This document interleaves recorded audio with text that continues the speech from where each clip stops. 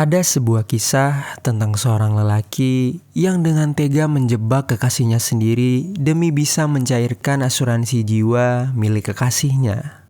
Bermula dari mengajak sang kekasih untuk pergi menyelam, sang lelaki pun mulai menjalankan aksinya, yakni dengan sengaja mencelakai kekasihnya tersebut hingga sang kekasih tenggelam dan hilang di lautan.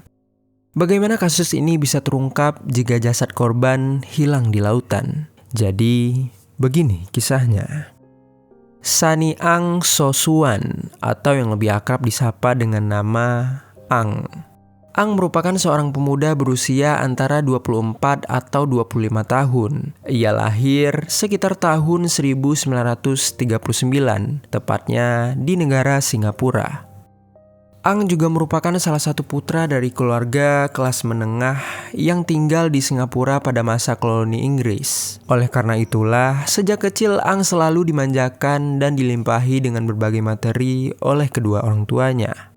Yang mana kedua hal itu justru membentuk pribadi yang buruk bagi Ang, hingga ia menjadi seseorang yang manja, sombong, dan juga suka melakukan apapun seenak hatinya. Meskipun memiliki sikap yang seperti itu, tetapi Ang tumbuh menjadi pemuda yang sangat cerdas. Dari yang diketahui, Ang memiliki kemampuan bahasa Inggris yang bagus, hobi membaca buku, dan IQ-nya bahkan mencapai angka 128. Tak hanya itu, Ang juga mulai masuk ke dunia sekolah sejak usianya masih sangat muda, dan sepanjang masa sekolahnya, ia tidak pernah absen menempati peringkat 10 besar. Ang menyelesaikan pendidikan sekolah menengahnya di Victoria School pada tahun 1955 dan saat itu ia berhasil memperoleh sertifikat senior Cambridge kelas 1 pada tahun berikutnya. Di tahun 1957, Ang diarahkan untuk menjadi seorang guru, tetapi ia memilih untuk menyerah entah apa alasannya. Ketika gagal menjadi guru, Ang pun kemudian menjalani pelatihan sebagai pilot di bawah beasiswa pemerintah. Namun, karena berulang kali mengabaikan aturan keselamatan, Ang pun akhirnya kembali dipecat. Di tahun 1961, Ang mencoba memulai kehidupan barunya dengan menekuni balap mobil dan berpartisipasi dalam Grand Prix Singapura. Namun, lagi-lagi Ang membuat masalah. Suatu hari ia mengemudi dengan lalai sehingga membuat seorang pejalan kaki meninggal dunia karena ditabrak oleh dirinya. Kala itu Ang berhasil bebas dan hanya dikenakan denda. Gilanya, bukannya bertaubat, Ang justru kembali tertangkap karena mencoba untuk melakukan pencurian di tahun 1962. Namun, karena uang yang dimiliki oleh keluarganya, kali itu Ang kembali lolos dari jeratan pidana dan hanya dijatuhi hukuman percobaan saja. Hal itu kemudian makin membuat Ang menjadi sombong dan besar kepala. Seolah-olah dirinya adalah orang yang kebal hukum karena bisa lolos dari hukuman penjara sampai sebanyak 2 kali. Pengacaranya yang bernama David Saud Marshall bahkan sampai mengaku menyesal telah membela seseorang yang sombong dan tidak memiliki rasa bersalah seperti Ang.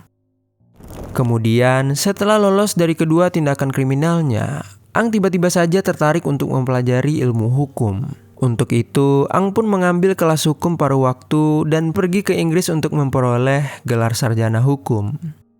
Namun, belum juga cita-citanya itu tercapai, masih di tahun yang sama, yakni 1962. Ang kehabisan seluruh uangnya karena hobinya yang eksotis seperti menyelam, bermain mobil balap, dan berkencan dengan gadis-gadis. Di situasi itu, Ang nekat mencuri uang ayahnya hingga mencapai 7.000 dolar Singapura atau sekitar 83 juta rupiah. Gilanya, tak hanya mencuri saja, Ang juga melakukan pemalsuan terhadap uang yang dicurinya. Saat itu tujuan Ang sangatlah jelas, agar orang lain yang disalahkan atas kejahatannya. Suatu hari ayahnya pun akhirnya mengetahui bahwa Ang telah melakukan pencurian dan pemalsuan uang milik dirinya. Untuk itu, Ang pun diusir dari rumah oleh ayahnya sendiri, tetapi sang ibu masih memanjakannya dengan tetap mengizinkan Ang kembali ke rumah tanpa sepengetahuan suaminya. Di sisi lain, hiduplah seorang wanita berusia 22 tahun yang bernama Jenny Cheok Cheng Kit atau yang lebih akrab disapa Jenny. Jenny lahir dari keluarga biasa yang memiliki keturunan Tionghoa Singapura. Saat ia kecil, ayahnya sudah meninggal dan ibunya kemudian menikah dengan seorang laki-laki yang bernama Toh Kim Seng. Dari pernikahan kedua ibunya itu, Jenny pun kemudian memiliki seorang saudara perempuan bernama Iren Toh, dan Jenny dikabarkan cukup dekat bersama Iren. Kehidupan Jenny berbeda 180 derajat dari Ang. Saat itu, Jenny tidak mahir berbahasa Inggris karena hanya bersekolah sampai kelas 3 SD, sebelum akhirnya putus sekolah karena kekurangan biaya. Kemudian, pada tahun 1957, Jenny menikah dengan seorang pria bernama Yui Chin Chuan, dan dari pernikahannya itu, Jenny dan suaminya dianugerahi seorang putri dan juga seorang putra. Lalu, entah apa alasannya, Jenny kemudian hidup terpisah dari suaminya dan memutuskan untuk bekerja di Odeon Bar and Restaurant yang terletak di North Bridge Road, salah satu tempat yang sering didatangi oleh Ang. Ang dan Jenny pun akhirnya bertemu dan berkenalan di restoran tersebut pada bulan Mei 1963. Bermula dari seorang pelayan dan seorang pelanggan, hubungan Ang dan Jenny pun kemudian berkembang menjadi teman, lalu kemudian berkembang lagi ke arah hubungan romantis. Dengan penampilan Ang yang menawan, pendidikannya yang tinggi, dan latar belakang keluarganya yang terhormat, Jenny pun dengan mudah meninggalkan keluarganya untuk memilih berpacaran dengan laki-laki itu.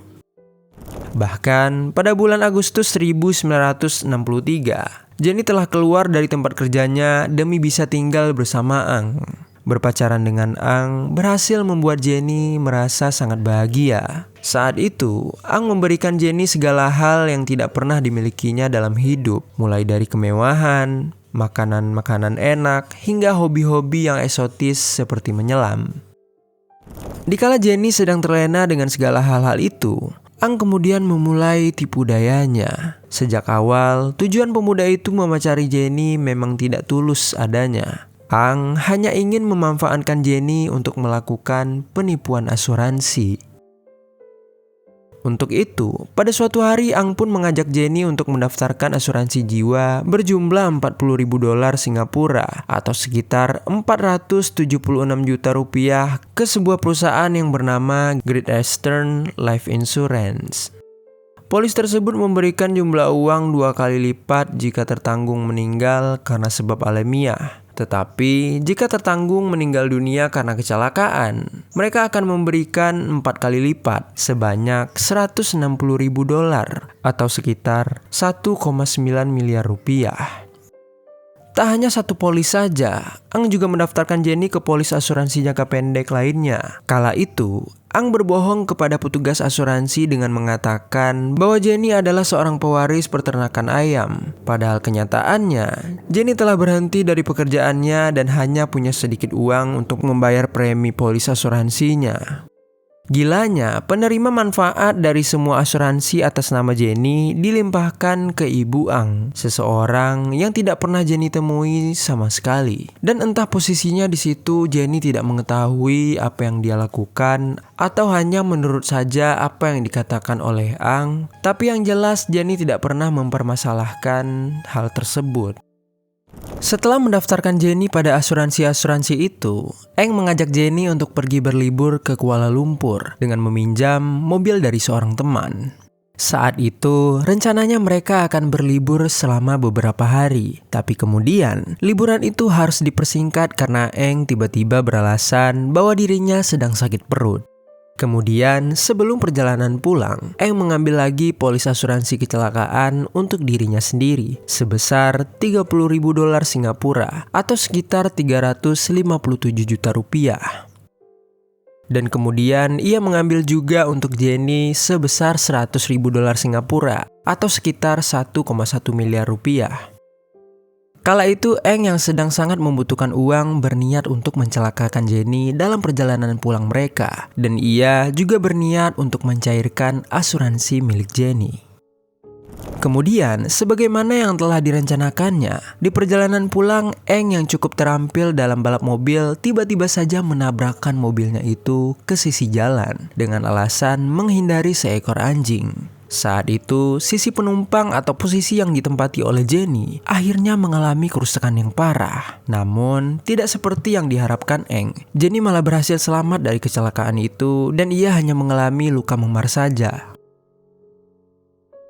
Lalu, beberapa hari setelah kecelakaan itu, tepatnya pada tanggal 26 Agustus 1963, Eng tiba-tiba saja mendatangi kantor asuransi. Kegiatan itu dilakukannya karena ternyata salah satu polis asuransi milik Jenny telah kadaluarsa. Mengetahui hal itu, keesokan harinya tepatnya pada tanggal 27 Agustus 1963, Eng pun langsung memperpanjangnya selama 5 hari. Masih di hari yang sama, Eng kembali mengajak Jenny untuk pergi berlibur dan Jenny pun lagi-lagi menyetujui tanpa menaruh kecurigaan sedikit pun.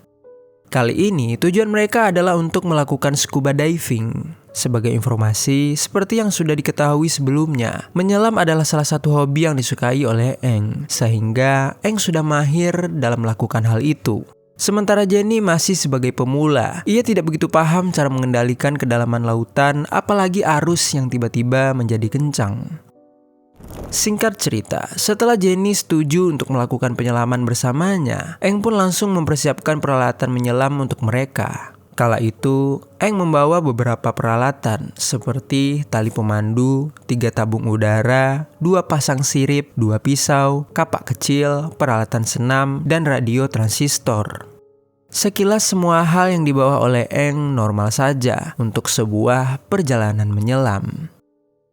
Namun, yang sebenarnya terjadi adalah Eng telah menyiapkan sebuah skenario keji terhadap Jenny, di mana tidak diketahui kapan tepatnya ia melakukan hal ini, tapi salah satu sirip milik Jenny telah dipotongnya dengan menggunakan pisau agar keseimbangan dan mobilitas Jenny ketika di dalam laut terasa terganggu.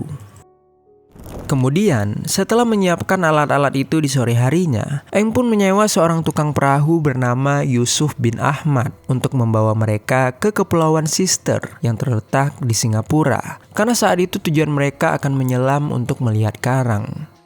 Saat mendapatkan pesanan itu, sebenarnya Yusuf telah merasa ragu karena Jenny tidak terlihat profesional. Sementara untuk menyelam, Kepulauan Sister adalah medan yang cukup berbahaya karena arus dan anginnya yang cukup kencang. Namun, karena Eng meyakinkan Yusuf, ia pun akhirnya mau tidak mau tetap membawa mereka ke sana dan menyingkirkan segala keraguan di dalam dirinya. Lalu, begitu mereka sampai di Pulau Sister, Yusuf pun menjatuhkan jangkar kapalnya agar Eng dan Jenny bisa memulai penyelaman. Mulanya, segalanya terlihat lancar-lancar saja. Eng dan Jenny sama-sama mengganti pakaian mereka dan membekali diri dengan perlengkapan menyelam. Kemudian, setelah semuanya terasa siap, Eng pun mempersilahkan Jenny untuk turun terlebih dahulu, sementara Eng menuntunnya menggunakan tali pemandu. 10 menit kemudian, Jenny pun muncul ke permukaan. Melihat itu, Eng pun langsung mengganti tabung udara milik Jenny dan kemudian menyuruhnya untuk turun lagi terlebih dahulu, sambil mengatakan bahwa dirinya akan menyusul nantinya. Setelah Jenny turun lagi, Eng pun kemudian mulai berpura-pura bersiap untuk ikut turun. Dan saat itulah segala skenario yang telah disusunnya dimulai. Entah sebelum berangkat, Eng memang membawa tabung udara yang rusak atau bagaimana. Tapi sebelum menyelam, Eng memanggil Yusuf dengan dalih meminta bantuan lelaki itu untuk memperbaiki tabung udaranya yang rusak. Untuk itu, Yusuf pun mulai mendatangi Eng untuk membantunya. Namun, setelah beberapa waktu mereka memperbaiki tabung udara itu, benda itu tetap juga tidak bisa berfungsi lagi. Di samping itu, selama mereka memperbaiki tabung udara, Jenny masih berada di dalam air tanpa pengawasan siapapun. Kemudian, setelah beberapa waktu, Eng pun akhirnya memutuskan untuk menyerah dengan tabung udaranya. Setelah itu, Eng lalu dengan santai menghampiri tali pemandu untuk menarik Jenny keluar dari air. Namun, naas wanita itu sudah tak ada di sana karena telah hanyut terbawa arus. Melihat Jenny tak muncul begitu menarik tali pemandunya, Eng pun bertanya kepada Yusuf apakah Yusuf melihat Jenny. Ditanya begitu, Yusuf pun tentu saja menjawab bahwa ia tak melihatnya sama sekali, karena sedari tadi Yusuf memang membantu Eng memperbaiki tabung udaranya. Mengetahui pacarnya yang telah hilang, Eng sama sekali tak terlihat panik. Jangankan turun ke dalam air untuk mengecek keadaan Jenny, saat itu Eng malah hanya meminta Yusuf untuk mengecek apakah adanya gelembung di sekitar perahu. Dan kemudian begitu tidak menemukan tanda-tanda keberadaan Jenny di sana, Eng dengan santai malah bertanya kepada Yusuf apa yang harus mereka lakukan. Dan saat itu Yusuf pun menyarankannya untuk berlayar ke Pulau Saisjon untuk meminta bantuan. Mendengar itu, Eng pun akhirnya menyuruh Yusuf untuk menjalankan kapal menuju Pulau Saisjon sesuai saran yang diberikannya. Namun, gilanya selama perjalanan menuju pulau tersebut, Eng lagi-lagi tak bertingkah seperti seorang pacar yang khawatir sama sekali. Tak ada gerak-gerik Eng yang meminta Yusuf untuk mempercepat laju kapalnya. Malah, dengan santainya lelaki itu mengganti pakaian renangnya dengan pakaian biasa saat menuju Pulau Saisjon. Kemudian setelah mereka sampai di Pulau Saisjon, Yusuf pun mulai meminta tolong kepada para nelayan di daerah itu untuk mencarikan keberadaan Jenny. Dan 5 nelayan pun kemudian bersedia membantu mereka. Kelima nelayan itu kemudian naik ke perahu Yusuf dan mereka pun kembali ke tempat Jenny menyelam. Setelah itu, ketika mereka sampai di sana, kelima nelayan itu berserta Yusuf pun langsung menyelam untuk mencari Jenny. Dan di saat mereka semua terjun ke dalam air, Eng malah dengan santainya hanya menunggu dengan tenang di atas kapal. Singkat cerita, setelah pencarian panjang yang ternyata nihil, polisi pun akhirnya dihubungi dan beberapa penyelam katak dari Royal Navy dan Royal Air Force Changsub Aqua Club, mereka pun langsung dikerahkan untuk mencari Jenny. Namun sayang, wanita itu tak pernah ditemukan lagi sejak saat itu. Di hari ke-6 pencarian, para penyelam katak menemukan sirip selam yang diduga adalah milik Jenny. Mirisnya, sirip tersebut ditemukan dalam keadaan terputus dengan rapi dari bagian atas dan bagian bawah. Terlihat seperti disayat oleh seseorang dengan menggunakan pisau ataupun silet. Seorang ahli scuba diving yang melihat itu pun akhirnya memberi pertanyaan bahwa Jenny mungkin saja sudah meninggal dunia karena tenggelam dan terseret arus. Pasalnya, hilangnya sirip akan mengakibatkan hilangnya keseimbangan serta mempengaruhi mobilitas seorang penyelam. Apalagi Jenny bukanlah seorang penyelam profesional dan tidak berpengalaman. Sehingga ketika ia menghadapi hal itu, ia pasti langsung panik dan dengan mudah terseret oleh arus laut. Awalnya, polisi mengira apa yang terjadi kepada Jenny hanyalah karena kecelakaan semata. Namun, setelah penemuan sirip yang terpotong, polisi pun mulai menaruh kecurigaan kepada Ang, orang yang membawa Jenny untuk menyelam. Kecurigaan pihak kepolisian itu pun kemudian semakin kuat begitu mereka menemukan fakta bahwa kurang dari 24 jam setelah Jenny ketika itu sudah menghilang, Eng telah menghubungi beberapa perusahaan asuransi untuk mengabarkan bahwa Jenny telah meninggal dunia dikarenakan faktor kecelakaan. Hal itu tentu saja ia lakukan agar bisa dapat mencairkan asuransi sebesar $400.000 Singapura atau sekitar 4,7 miliar rupiah atas nama Jenny. Tak hanya itu, Eng juga bahkan telah mencari pengacara untuk membuat laporan yang menyatakan Jenny benar-benar telah meninggal. Setelah mengetahui fakta itu, polisi pun akhirnya memutuskan untuk mengklasifikasikan kembali hilangnya Jenny sebagai kasus pengeksekusian pada tanggal 6 September 1963. Dan di tanggal tersebut, pihak kepolisian pun akhirnya secara resmi memulai investigasi formal mereka. Saat itu kasus ini sangatlah sulit untuk diinvestigasi karena kasus ini merupakan kasus pengeksekusian tanpa bukti berupa jasad korban untuk pertama kalinya yang terjadi di Singapura. Namun, setelah polisi menganalisa rekam jejak kehidupan Ang, termasuk penipuan asuransinya kepada Jenny, Ang pun akhirnya ditangkap pada tanggal 21 Desember 1964. Setelah ditangkap, Ang pun kemudian langsung menghadapi dakwaan dan naik ke meja pengadilan atas pengeksekusian pada tanggal 29 Desember. Di tanggal itu, sebenarnya Ang sempat dibebaskan karena hakim tidak menerima permintaan jaksa untuk waktu tambahan guna mempersiapkan kasus. Namun, 1 jam setelah dibebaskan, polisi menangkap Ang lagi dan menahannya selama 1 hari sebelum kembali mendakwanya untuk yang kedua kalinya. Kali ini, hakim pun akhirnya memberikan beberapa waktu bagi jasa untuk membangun kembali kasus mereka. Dan selama itu, Ang pun ditahan di penjara Outram sambil menunggu persidangannya.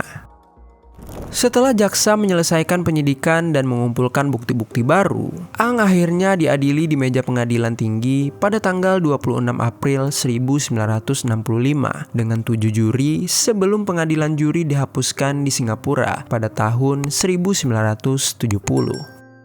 Sidang tersebut pun menarik banyak perhatian publik karena kasus ini adalah kasus yang tidak biasa dari seseorang yang didakwa atas pengeksekusian tanpa jasad. Persidangan atas kasus Ang pun akhirnya mencapai puncaknya pada tanggal 9 Mei 1965. Kala itu, hakim yang bernama Boutros menyatakan ada total 16 poin penting berupa bukti tidak langsung yang telah membuktikan bahwa Sunny Ang bersalah atas pengeksekusian Jenny.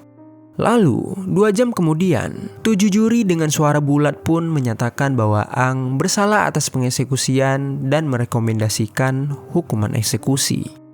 Untuk itu, atas segala kejahatannya, Ang pun harus menjalani akhir hidupnya di tiang gantung yang berada di penjara Changi pada akhir tahun 1966.